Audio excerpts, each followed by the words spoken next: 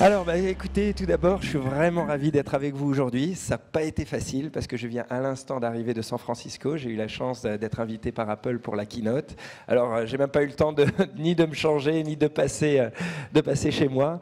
Mais en tout cas, voilà, c'est vraiment un plaisir. Avant de démarrer, il y a une petite phrase que je dis souvent à mes ingénieurs pour essayer de les booster.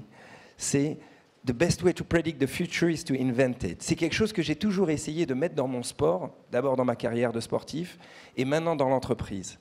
Il y a maintenant 2 ans de ça, je me suis cassé une fois de plus la jambe, et du coup je me suis dit, pourquoi pas me lancer un nouveau challenge et me lancer moi aussi dans l'entreprise, et essayer de réinventer des modèles établis, essayer de réinventer peut-être les usages autour des numéros dans les télécoms.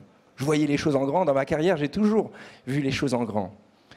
Et donc, j'ai commencé à analyser un petit peu le marché dans lequel on est. C'est vrai qu'on est dans un monde totalement connecté, où il y a, voilà, on a tout est connecté et tout est dans le cloud. C'est incroyable, on peut avoir nos mails de n'importe quel téléphone, de n'importe quelle tablette. Mais malgré que notre monde a totalement évolué, parce que maintenant on peut prendre un taxi avec Uber, on peut prendre un hôtel avec Airbnb, il y a quelque chose qui n'a pas changé depuis près de 30 ans. C'est finalement le numéro de mobile et la carte SIM. Malgré que tout a évolué, votre numéro de mobile et votre carte SIM est bloqué dans votre téléphone. Et si vous n'avez plus de batterie, votre connectivité s'arrête là. Parce que, évidemment, vous ne pouvez pas prendre, comme avec vos mails, le téléphone de votre pote et avoir accès à vos mails avec votre numéro. C'est pas pareil, parce qu'il est bloqué dans votre carte SIM. Et si vous avez envie d'avoir plusieurs numéros, évidemment, vous ne pouvez pas. Donc je me suis dit, pourquoi pas moi? Même si je n'y connais rien, je vais travailler, comme j'ai fait dans mon sport. Donc j'ai commencé jour et nuit à m'entourer d'une équipe d'ingénieurs, à travailler comme un malade, à essayer de réinventer un modèle établi et donc de créer un nouveau standard qu'on pourrait appeler le cloud number. Après, même si c'est moi qui l'ai imaginé, j'espère en tout cas que les télécoms dans le monde entier adapteront ce standard et que ça deviendra quelque chose de vraiment simple d'accès pour tout le monde.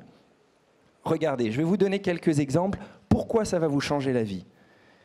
Imaginez que tout votre téléphone, c'est-à-dire que tout le système d'exploitation n'est plus bloqué dans votre téléphone, mais il est dans le cloud. Puisqu'il est dans le cloud, il est accessible de n'importe quel téléphone à n'importe quel moment. Vous n'avez plus de batterie, vous prenez le téléphone de votre collègue, vous avez accès à vos SMS, à vos répondeurs, à vos appels, à vos contacts. Mais puisqu'il est dans le cloud, le téléphone, vous pouvez avoir autant de numéros que vous le souhaitez.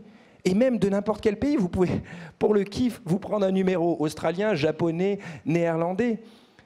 Il n'y a plus besoin d'attendre des heures pour avoir la nouvelle carte SIM ou pour activer le numéro. Un clic, on peut avoir un nouveau numéro. Un clic, on peut annuler son numéro. Donc les usages sont infinis. Je pense vraiment que ce nouveau standard, les cloud numbers, deviendront en tout cas quelque chose de vraiment simple d'utilisation pour tout le monde. Et c'est vrai que c'était difficile parce que moi je partais d'en bas. Comment, quand on a une idée comme ça, à qui on s'adresse? Où on trouve les ingénieurs?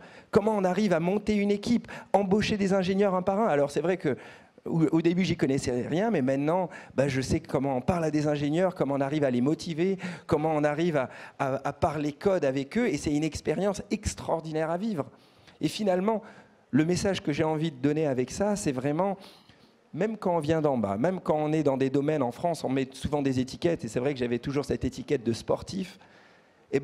Comme disait Xavier Niel justement tout à l'heure, le plus important, c'est le produit.